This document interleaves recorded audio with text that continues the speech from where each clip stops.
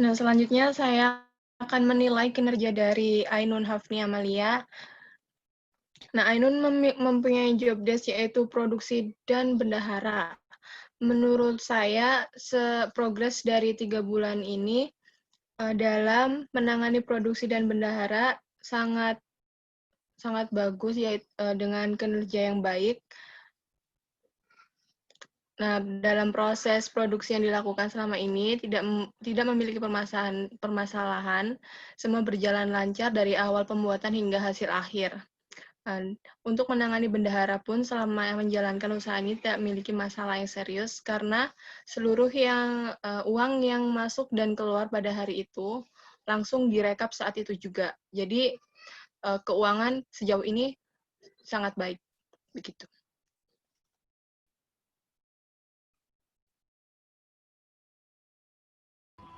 Oke, yang selanjutnya saya akan mereview kinerja Mbak Verlin.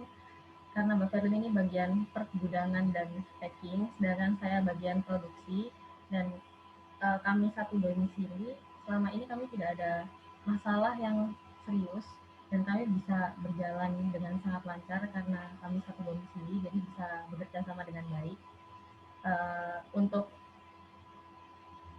kami sekelompok yang lain juga, kami selama ini tidak ada masalah yang serius, kita bisa berjalan dengan baik bersama-sama.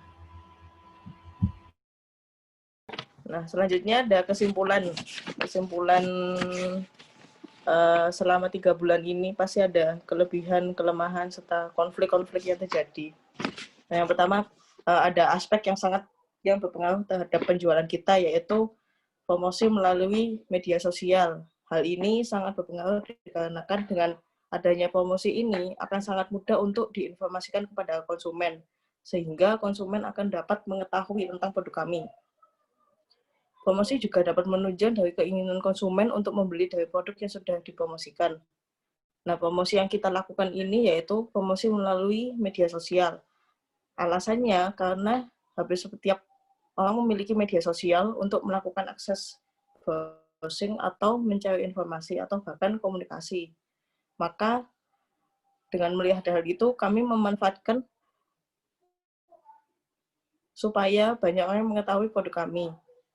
Selain itu, media sosial juga merupakan akses informasi yang mudah didapat, baik dari teman maupun dari algoritma browsing, sehingga dapat memudahkan bagi para konsumen untuk mencari produk dan juga memudahkan kita untuk mempromosikan atau menginformasikan kepada konsumen.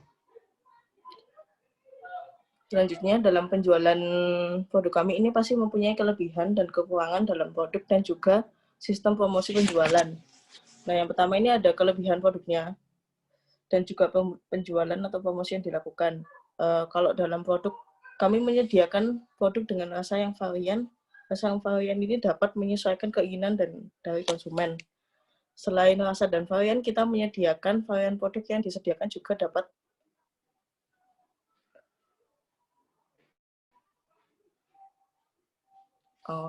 selain rasa dan varian, kita juga menyediakan tidak hanya satu produk mie saja, tetapi ada 3 macam, yaitu ada mie, bebek kaca, dan juga mie biting. Nah, dengan adanya varian produk yang disediakan ini juga dapat memudahkan konsumen dalam menyesuaikan dengan keinginan hati dari setiap konsumen masing-masing. Nah, promosi dan penjualan yang disesuaikan dengan kenyamanan konsumen. Promosi yang kami lakukan dari berbagai media seperti marketplace dan sosial media. Sosial media ada 3, ada Instagram, WhatsApp, dan Twitter. Itu akan memudahkan konsumen untuk melakukan transaksi dan pembelian.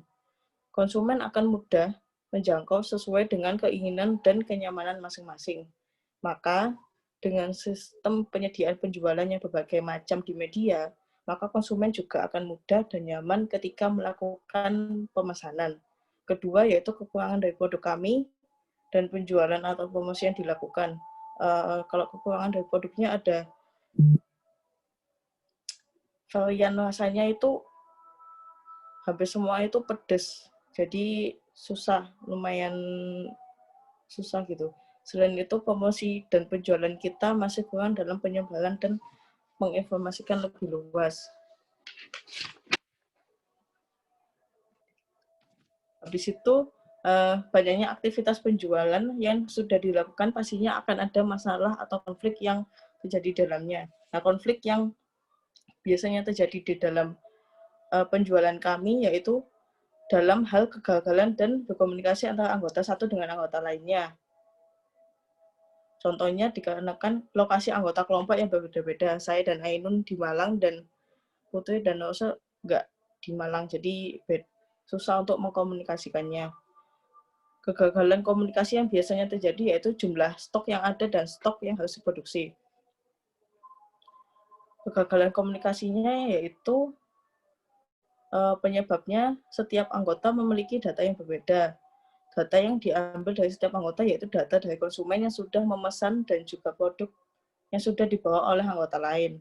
Maka dari itu kegagalan komunikasi itu akan sangat sering terjadi karena adanya perbedaan dari data setiap anggota dan juga perbedaan dari pemesanan setiap konsumen kepada setiap anggota.